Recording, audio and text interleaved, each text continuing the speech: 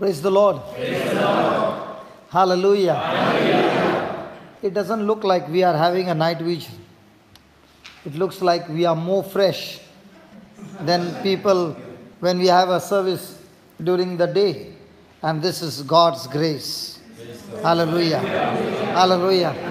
If I'm standing here to stand and preach after preaching, I started at 10 o'clock in the morning. Praise God. It is, I can say without a doubt, it is God's grace. Amen. Amen. So before the break, we took a scripture and we saw that, the first thing that I must do is find the promises of God. Praise God. And when I find the promises, I must believe in those promises. Praise God. So the first thing is to locate the promise. And I gave you an example that when a person is going through a bad situation, unjust suffering especially, and he makes a decision not to get offended, but to forgive and do good, the person will experience what? Amazing promotion in life. So remember, I would say this way. When there's thunder and lightning, you know it's going to rain. In the same way, when you go through any unjust suffering, it's time for your blessing. And now the question is, am I willing to operate in love? Amen? Amen. The next one is, write down, believe the promise. Next one is, believe the promise. Believe the promise. Praise God. Believe the promise.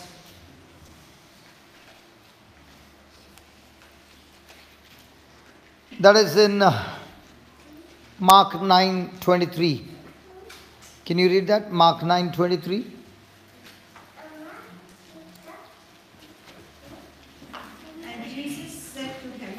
And Jesus said to him, if you can, all things are possible for one who believes. For one who believes. Now, what was this question all about? There was this father whose son had an evil spirit. Okay? And he comes to Jesus and says, Jesus, can you do anything for my son?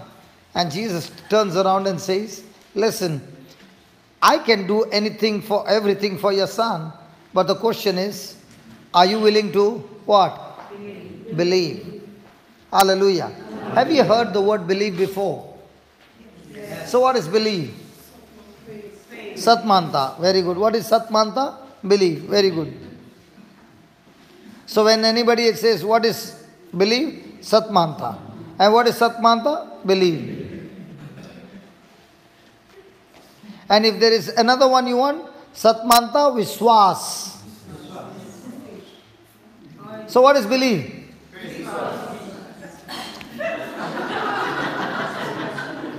Okay. 3 marks question. What is believe? 5 marks question. What is believe?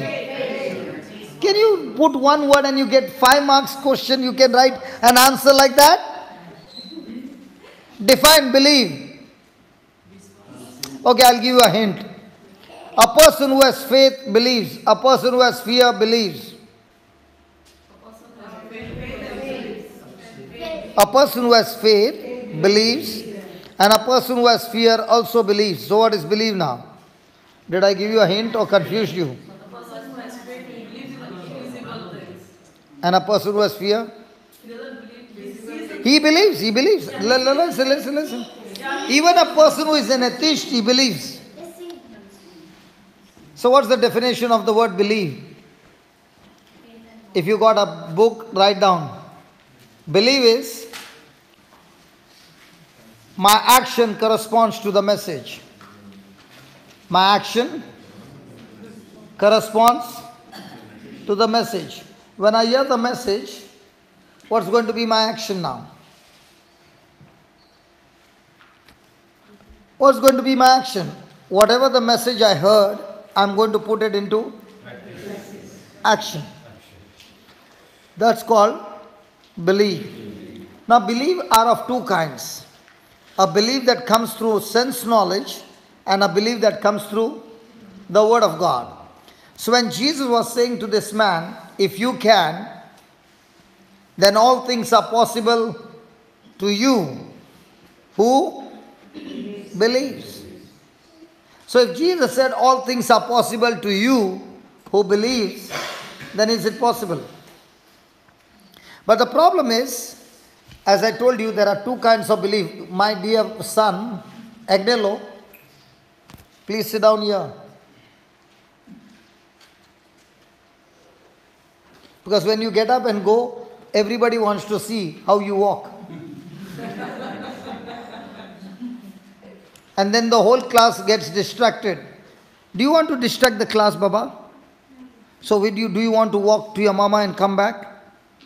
No. Are you a blessing to the people or a distraction to the people? Do you want to be a blessing or a distraction? Good. So now will you get up? No. If the enemy tells you, get up and go to your mom, what will you say?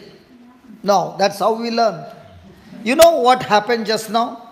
God is using you to teach everybody how quickly we get distracted. And now when I told you, a thought will come, let me go and hug mama and come back. But now what will you say? When I get up and walk to mama, my action is going to cause so many into distraction. So devil, you can give me those thoughts. I'm not going to agree with those thoughts. I'm going to sit down here and be attentive to what brother says. What the Lord says through the brother's mouth. Yeah? Yes? So if mama is calling you now, what will you tell mama? No. Good. Now it will be only here, not outside. In the class. Praise God. You are a very good learner. And I'm proud of you. Praise God. Is that right? Yes. Praise God. Okay. Now, I said there are two kinds of belief. And when Jesus said, all things are possible to him who believes, he was talking about not sense knowledge belief, but word knowledge belief. So I began to ask God, how do I understand what is belief? He gave me a simple example. When I was in nursery, we used to have slate with beads. Yes. Hello, do you remember? Yes. I still remember the slate with the beads.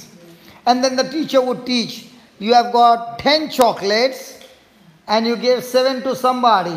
How many you have? 3. How many will you have? 3. And what you learned from the teacher, you remember even today.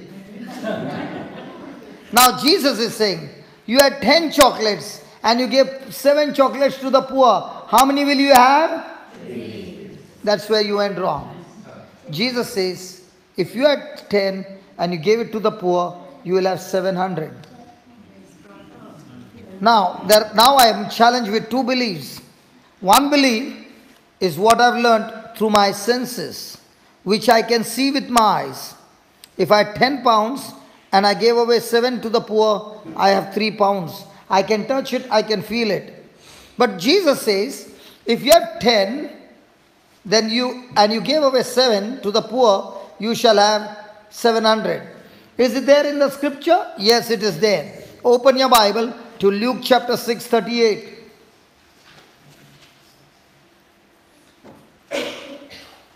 Luke 6:38. Yeah, Bell, read it. Give. Take. Give. Take. Give. Take. Give. Take. Give. Take. Take. Take. Give. Give. Give. Take. Give. Which one makes you happy? Take. Which one makes you happy? Hello, which one makes you happy? Take. And what is Jesus saying? Give. And what are we saying? Now, which one? No. Let's read it. Let's read it. Give. Hey, listen. Give. And it will be given to you. Give and it. Say that. It. Say that again. Say that again. Say that again. So if you want love, what should you do? Give love, and it shall be given back to you. How? Good measure. Good measure. No, no, pause. Will it be given the same or good measure? Good measure. Then pressed down. Then shaken together. Then running over. will be put into your lap. Wow. So if I want love, what should I do? Give love. I want mercy, what should I do? I want kindness, what should I do? I want forgiveness, what should I do? I want money, what should I do? When it came to money, nobody wants to talk. Hallelujah. Thank you, Jesus. Hallelujah. So, whatever I'm lacking, I want it to multiply. Has Jesus given us a formula? Yes. But do we believe? Yes. Which one do we believe? 3 or 700? 700. Now, when Jesus was talking to this man, he was saying, if you can believe that 700, then all things are possible to you because you believed. Now, what did he believe? His eyes? Or did he believe what Jesus said? His eyes said, there are 3 pounds remaining. Jesus said, there are 700 pounds deposited in your account. Which one do I choose to believe? 3 I can see, 700 I can't see. Really? Let's be honest here. Give me an honest answer. See, listen, you can give me the right answers here. But in your real life, you write down the wrong answers, your life is still miserable. With husband, you can give wrong answer. I didn't follow that. When he says how much you spent, I spent 15, but I said it was just for 5. Or 10. What man open confession here? So next time she says 5, you should add 1 0 for it. Oh, that way he will ask you how much you spend. Listen. Let me give an example. Some people say, I get angry. Let's take an example. Why does a person get angry? Then we'll come to believe. Okay? Let's say you and your husband were going by car, and all of a sudden you said, Are you like chapatis? No. Are that flour has got over. So can you just stop at a store and I will just go and buy 5 kgs of flour? Wheat one. Okay. So he is also thinking, yeah, why? He is in good mood and he stops below a parking lot where there is a big shopping mall. Okay. And now you are saying, I'll be back in 5 minutes. And then you say, listen darling, whenever I travel with you, you know I don't carry my purse. So can you just give me, how much it is? 5 kg flour will cost how much? How many pounds? 7. In 7 pounds, okay. Now she is saying, give me 10 pounds. Is it a fair deal? Yes. She can't ask exactly, but she says, give me 10 pounds. The husband, the smart husband, opens his purse and gives her a credit card. Which all husbands do, praise God. We all husbands have that attitude. Why give 10 pounds? Take my credit card. So now she's taking the credit card, marching from that parking lot, and he's waiting there. 20 minutes are gone, no sign of her. 40 minutes are gone, no sign of her. He's still waiting. Now what must be running in his mind?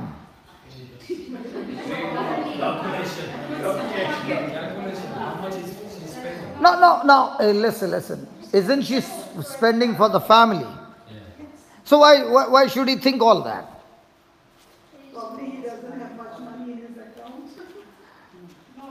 No, even if it is not there, the credit card, I think you don't know about it. No, I know, but he has to pay it back. So now, 50 minutes are gone and no sign of her. So now he picks up the phone. How do you think his hello will be? Now, how will his hello be? Huh? Like that? After 50 minutes of waiting, with the credit card on the other side? Now, will those thoughts trigger him to open his mouth and speak some really hard, painful words. Now he's saying, like somebody said, where the hell are you? What are you doing? I'm waiting here. Now, was that his tone when he gave the card? Why did his tone change? Because he got fear. He got fear. What? I've just given her unlimited shopping ability, and she will do the shopping, but I will have to pay the bill. Or paying that extra got him into worry, but the root is fear. And she will say on the other side, darling, don't worry, I'm just in the lift, I'm coming. And now when she's coming, his eyes are fixed on what? Right? But to his amazement, he sees only one bag of the flour. Now, what will be his tone? Why you were so late? But is the tone going to be the same? No. And what will she say? Oh, I saw a person, totally lost, and I was preaching the gospel and this and that. But darling, tell me, why were you angry? No, I was not angry. I was also thinking you must have got caught up with some gospel preaching.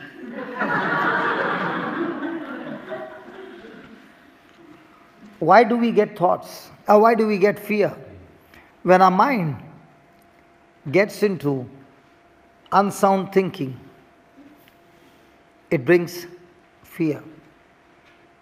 And because of fear, all other attitudes begin to change. Praise God. Praise God. Hallelujah. Hallelujah. So Jesus, when he's asking us, if you can, all things are possible to the priest, nun and preachers only because they believe. Did he say that? Or did he say it's possible for everyone? Are you included in that? Yes. So is it possible for you? Yes. Yes. But the question is, did he say all things are possible to him who prays? Just can you read it? Because not everybody heard it. No, not that. That Mark 9:23. Hallelujah. We are on the second point and have to complete 16 points.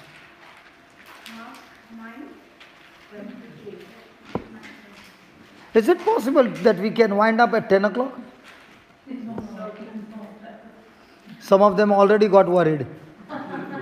Okay, no, I'm just 5 o'clock, okay? No. Please pay attention. Okay, read it. And Jesus said to him, if you can. Sorry? If you can. If you can. All things are possible for one who prays. Goes to church every day. Who attends the retreat. Many a times people say, people will come and say, brother, I attended your retreat. So what does that mean? Brother, I'm watching you on YouTube. What does that mean? Nothing. No. Even though you have heard the word, even though you are writing notes, even though you are doing all those things, screaming on top of your voice and praising God, the key is, with all that, are you believing? And believing what? Seen or unseen? Unseen.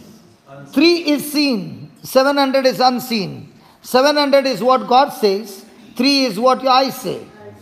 So the question when he said, all things are possible to him who believes, he's not saying believe what you see, but believe what I promised you that you can't see and yet believe. Did you hear about a man named Thomas? Yes. Okay, has anybody ever been to Pota? Yes. Kerala, Pota? Yes. Praise God. Is there anybody whose names were called? Come on. Your names were called? Only yours? Your name was called? Praise God. Juliet, your name was called? Praise God. Your name. Can I see some people who say, your name was called? You never went to Kerala. Or are you going by faith? There are so many. Is there anybody whose names were not called? Now tell me, when your names were not called, didn't you feel my name should be called? Yes. The same thing happened to me. I went to Kerala and I'd gone with a big group, okay, my students. And I was fasting all the 7 days. And every day when the time came after adoration, the names are called. And some of the students, their names were called. You know, when we would enter the room, their chest was like this. My name was called. And we whose names were not called, we thought we were the worst sinners there. So I still remember spending my night on the staircase crying because my name was not called. Okay? And I would say, God, tomorrow you call my name up, please. And my name was not called. It was the last day when we have the mass.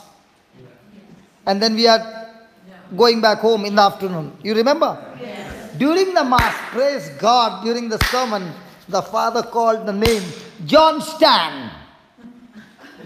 Now, I had never heard a name called John Stan. And I thought the father made a mistake. And I was about to stand and one person stood up. And when he stood up, my name was not called. And I was very, very sad. Till the end, my name was not called. Now, after years, I think after more than 5-6 years, one day, I was studying the Bible in Gospel of John, and there, Jesus, after resurrection, comes and meets his disciples. Okay? And he says, peace be with you. And then he's gone. The disciples, they meet Thomas, and they say, you know, we saw the Lord. What does Thomas say? Unless I see him, unless I touch him, and I put my hand on his wounds by his side, I will not believe. Okay? The following week, Thomas is there with the apostles, and Jesus suddenly appears. And he says, Thomas, come here.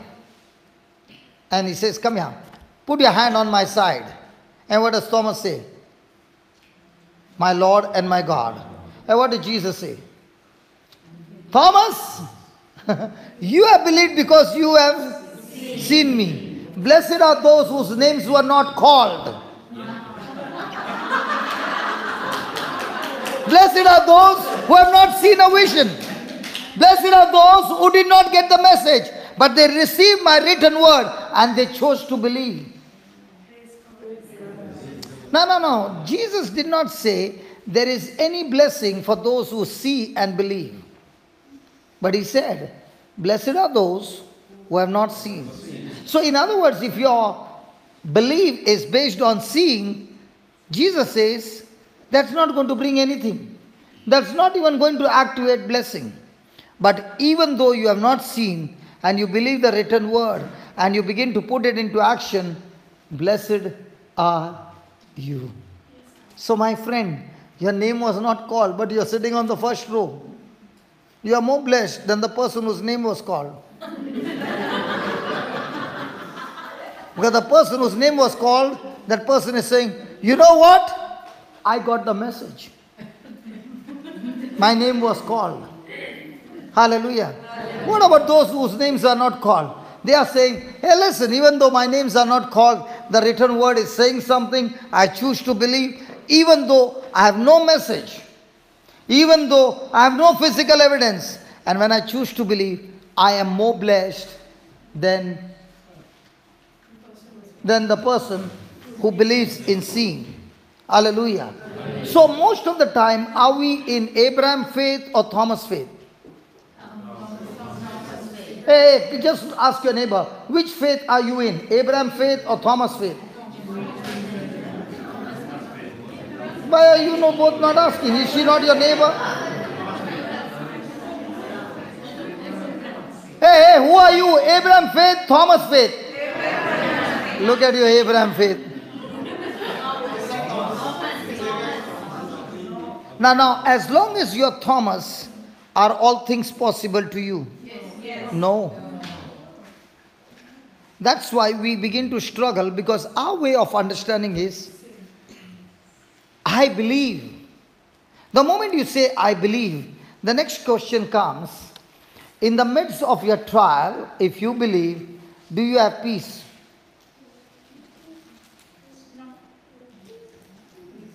Has anybody seen the World Cup this time? Football match? Yes. You saw it? Yes. When you were watching the live match, were you under pressure? Especially when Portugal was playing? Yeah, I know that. Hallelujah. And when Portugal won, were you happy? And when they lost, what happened? You all were sad. Now, did you actually go to the ground to see? No. But on the TV, what was shown, did you believe? Now, the same match which Portugal won, you were watching the same match again. Were you under pressure? Yes. Watching the same match again? No. Hey, brother, I wonder, man. Brother, some excitement, that's why. For the same match. Yeah. You get excited with the same match under pressure? No. Or trying to adjust now with your answer? Okay. Now, you are not under pressure because you know the final result. In the same way, when I have a scripture which says, give and it shall be given unto you, I have the final result which is said, it's going to multiply. So if I want love, what is the first investment I have to do? I have to invest love. If I want kindness, what should I do first? I want mercy, what should I do first? But what am I doing? I am hurt and I expect the other person to love me. It cannot happen. You are in the wrong formula. Are you following? Yes. All things are possible to only those who have not seen, who have not heard, who have not smelled, who have not felt. But because the written word says they believed, for them all things are possible. And nobody told us about this belief. Because we all the time have been deceived because we are saying we believe. You know, when a person is believing, there are two things that will happen. The first thing, he'll have joy. What will he have? Joy. And the second thing, he'll have peace. So what is joy? All those from Goa, they'll say, yes, I know joy. I used to eat ice cream. In India, there's a joy ice cream. So what is joy?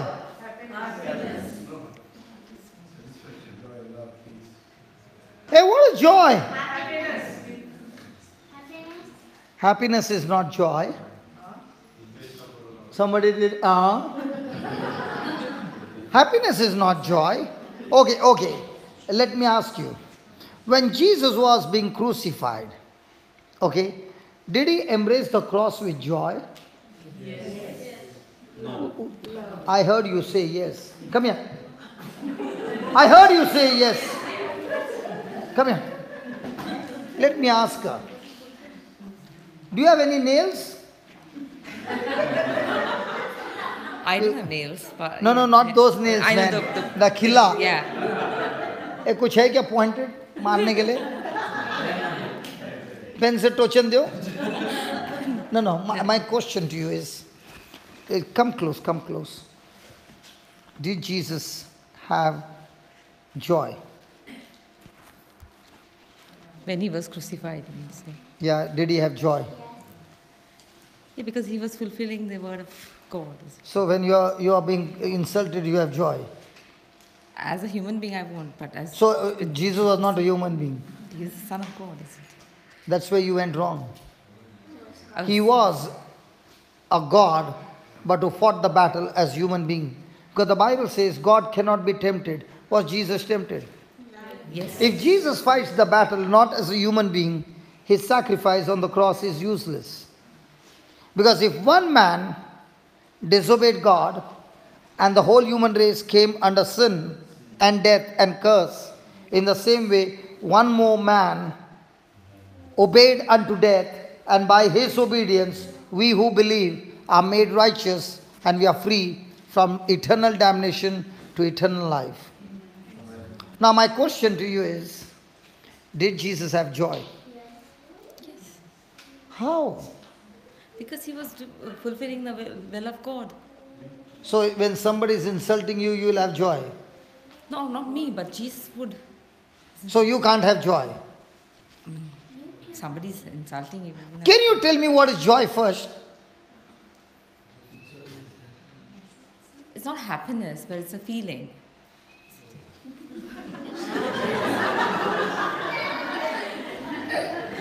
When somebody insults you, and if it's a feeling, can you have joy? No, no, as an insult, you wouldn't have joy. So can anybody have joy when somebody is insulting? No. That's where you went wrong. So let me explain what is joy. Sit down. Hallelujah. Are you willing to learn? Yeah, but what I'm talking about is like Jesus in the form, like Jesus wouldn't accept it. I'm talking about you. Can you have joy when somebody insults As a you? human being, I cannot have joy when somebody insults, but when God, when I'm asking only about you. I'm sorry. No. But now I'm going to teach you what is joy, because the joy of the Lord is my strength. Okay? Now let me give you an example between happiness and joy. Because when a person is believing the unseen, it will produce two things: joy and peace. Okay? Now what is happiness? Happiness is, today is my birthday, supposing, and you wish me. I am happy. You gave me gifts. I am happy. But somebody close to you forgot to wish you. Now what happened? I am sad. So happiness is when my feeling depends on another person's performance. When all things are in my favor and I am satisfied, I am happy. Are you following? Yes. Now let me give you the example of joy. How many children you got? Two. Do you remember no, okay. You have come alone. Okay. No, because I have to ask the permission from the husband. I cannot ask the question. Would you like to come here and answer the questions? Yeah, come, please. Please come in the court. Okay. Please stand close. Yeah. So that you come into the frame. Okay. Now. The first time you got pregnant and you got a report saying you are pregnant, Yeah. were you happy? Yeah. Yeah. Did you tell your husband?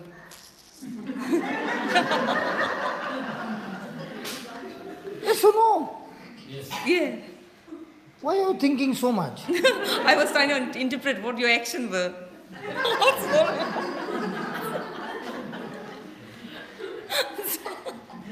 Now you were happy. Yeah. And then after a few days, you started vomiting. And whatever you ate, you could not eat. You were vomiting. And it was the first month. That's right. And 7 months more to go. Or 8 months. Yeah. 8 months more to go. And you could not bear on the first month. Did you tell your husband, let's abort the baby? No. But you can't eat. Yeah. It's my child. Hurry, but you have not even seen the child here. But I can feel it. And you were vomiting? Staying without food? But whatever you were...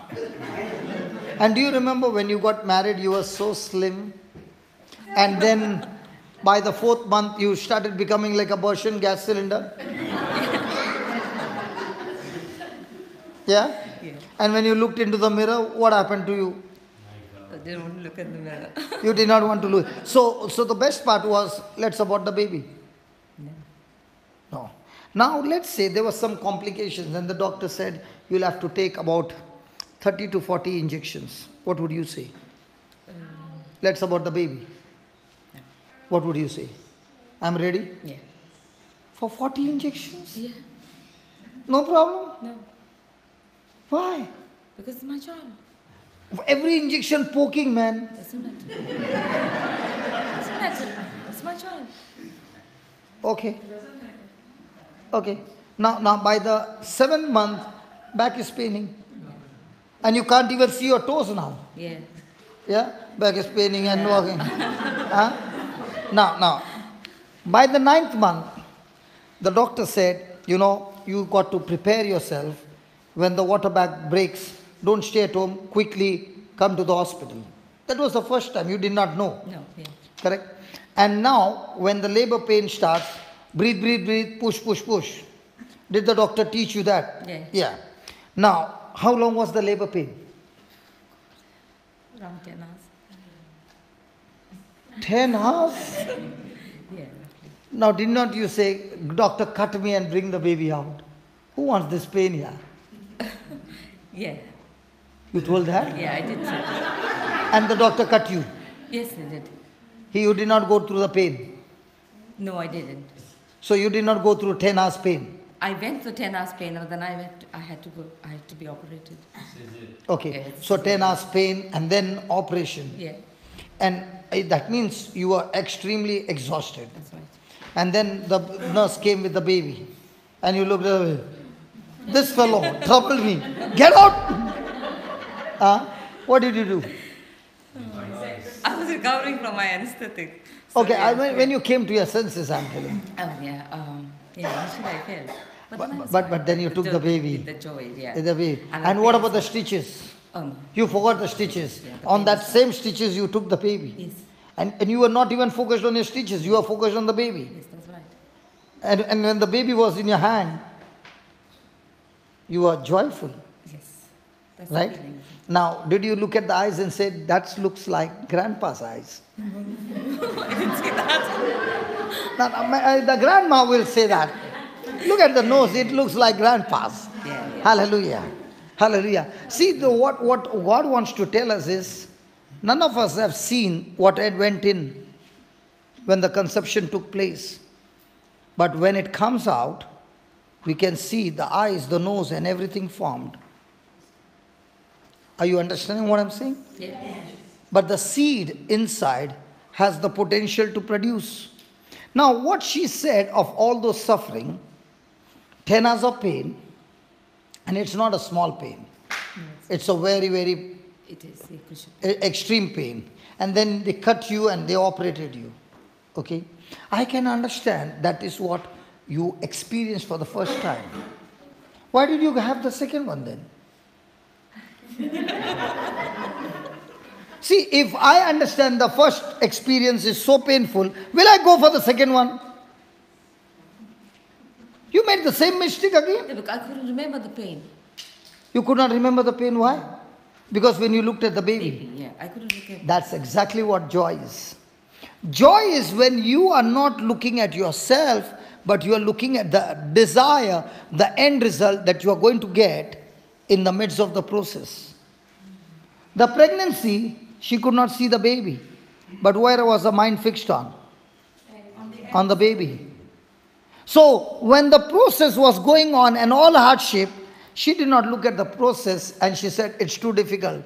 She was only saying, the reward is big. And I'm stuck to that reward.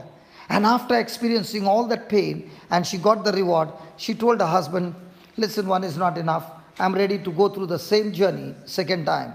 And she did go through the journey second time. And now after listening to what is joy, she'll be ready to go for the third time.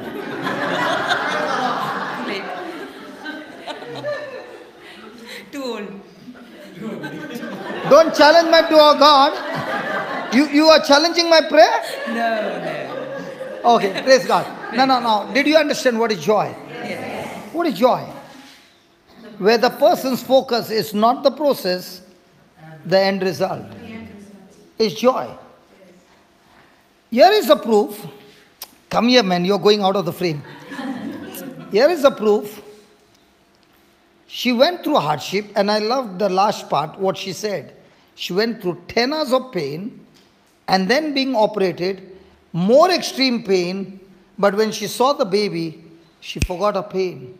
Because what she had desired, now she can enjoy the child all her life. That's called as joy. So in the same way, she knows that the baby is growing, but she can't see. In the same way, I have the word of God, and this word, when conceived in my heart, is like a baby growing. And when I know that this growing baby will bring forth the manifestation of that promise, I am ready to go through the process, not focused on the process, but focused on the end result. Produces joy. So now she could not see the baby. But was she focused on things seen or unseen? Unseen. That's why she had the joy. If the same person is not focused on unseen but seen, she will not go through the pregnancy. Her fear will bring termination and there will be a miscarriage.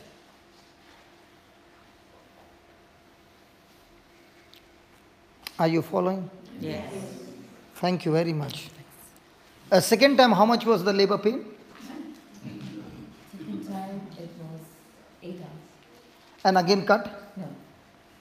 By now you experience.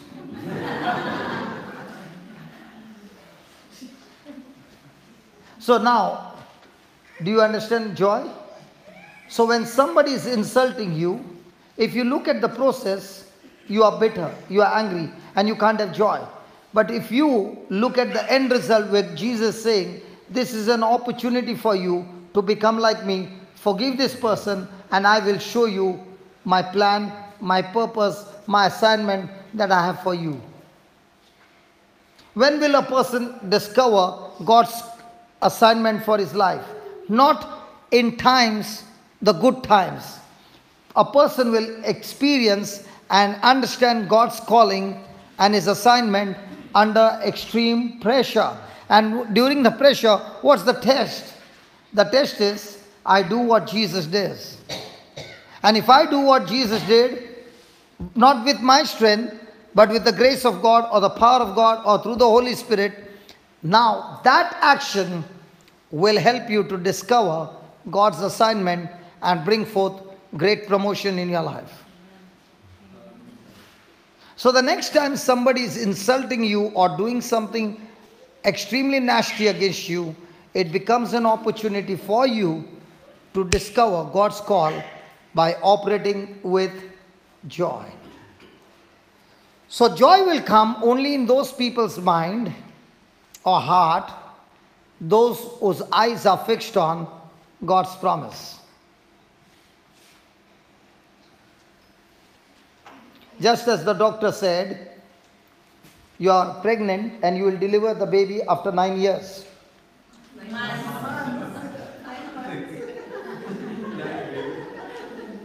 What if the pregnancy was 9 years? Poor husband. Huh? The husband will be poor. Poor husband. Poor husband for 9 years pregnancy? 9 months he has to deal with us. And 9 years, What he has to deal with you? like darling, please bring for me banana shit. I got taste. Oh. So when you are pregnant, you know how to use him. I got taste of liquor.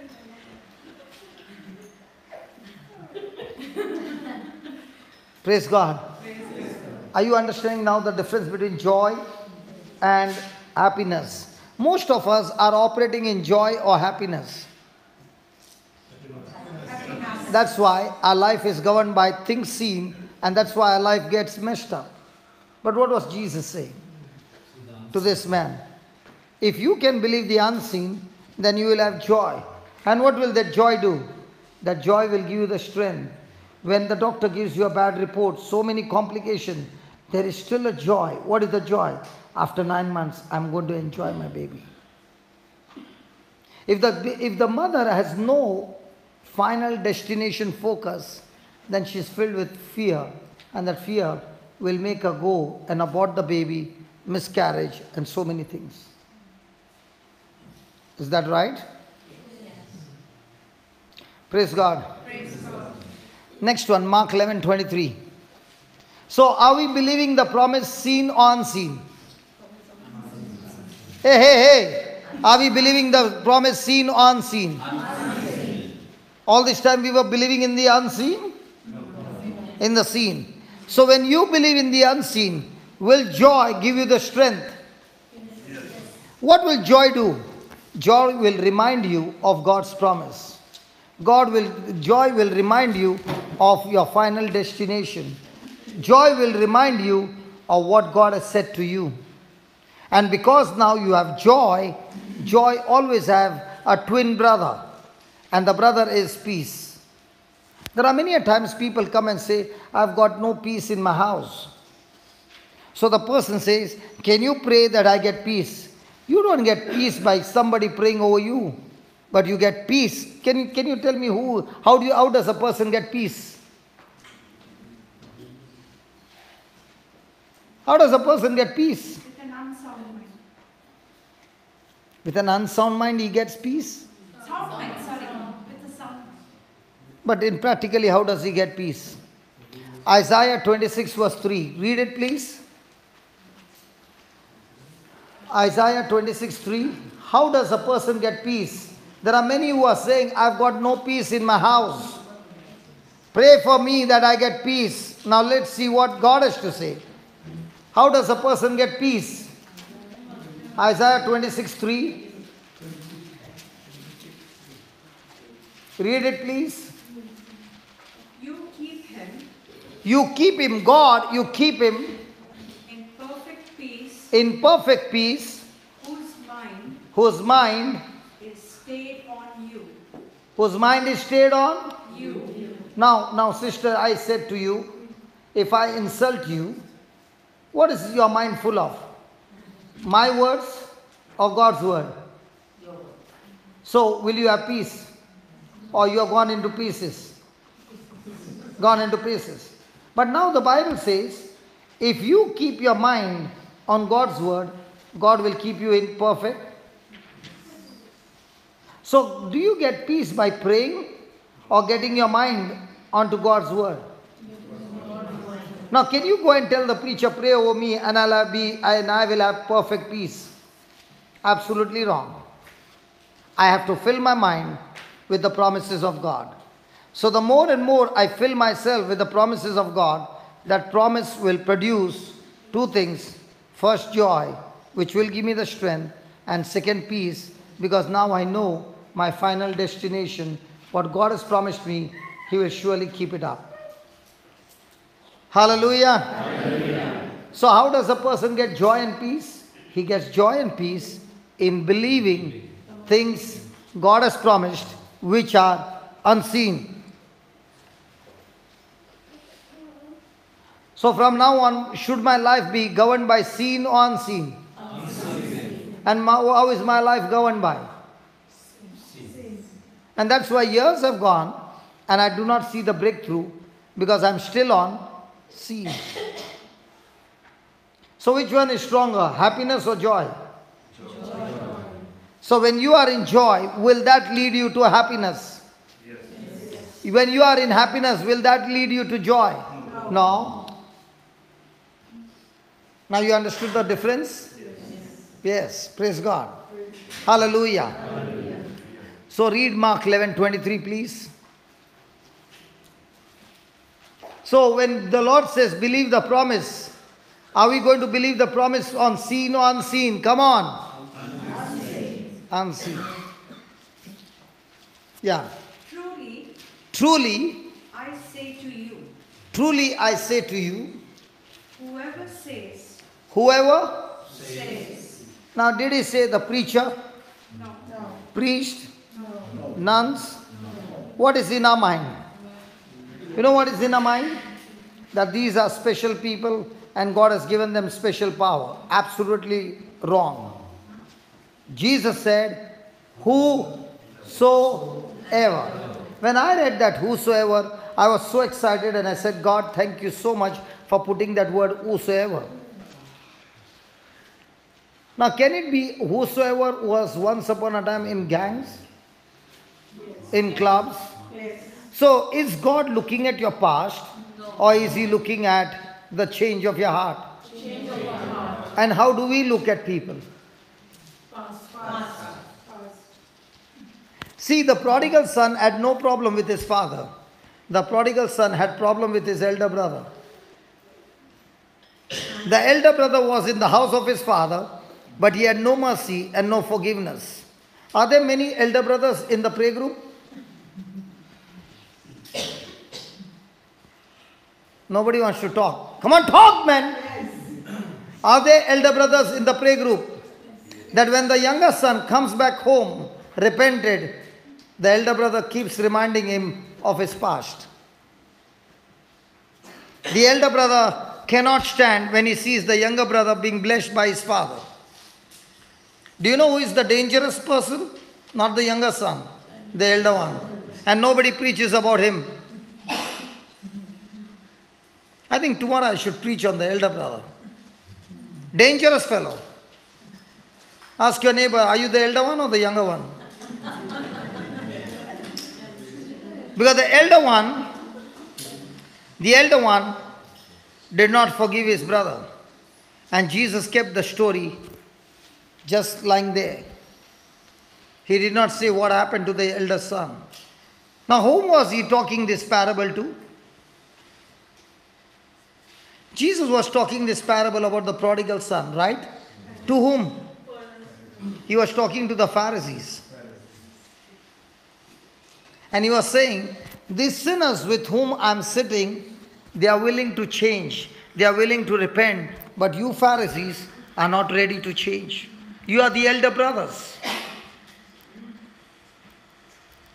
The dangerous are the elder brothers who have been in the house too long, that they take the father's love for granted. And they judge and condemn the younger brothers. Now, has God made a judge over anybody? Has God made us a judge over anybody? No. And the Lord says, with the measure you judge, you shall be judged. So the next time you judge somebody, be careful, because when you judge somebody, God says, I'm going to judge you with the same measure. That's why in God's kingdom, we have absolute zero authority to judge anybody. He has got his own master. Let his own master judge him. I'm not his master. Hallelujah. Hallelujah. When you are an elder brother, you always remind the person who has made a mistake. You know what you did to me? You know? And keep on scratching. Anybody married? Married people, do we scratch the past wounds?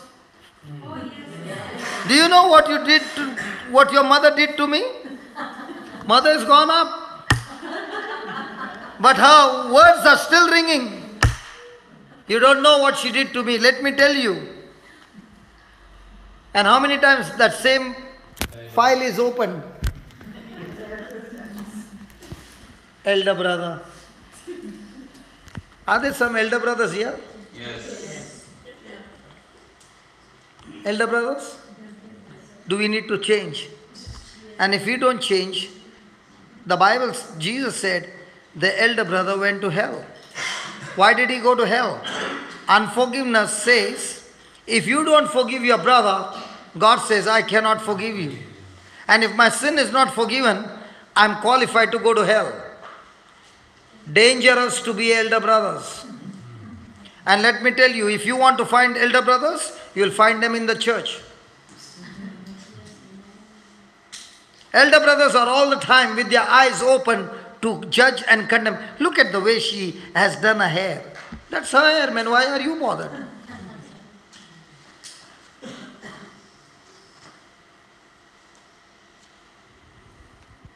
By judging and condemning, will the person change? No. By judging and condemning, you are cursing the other person. And when you curse the other person, the Lord says, what you sowed, you are going to reap.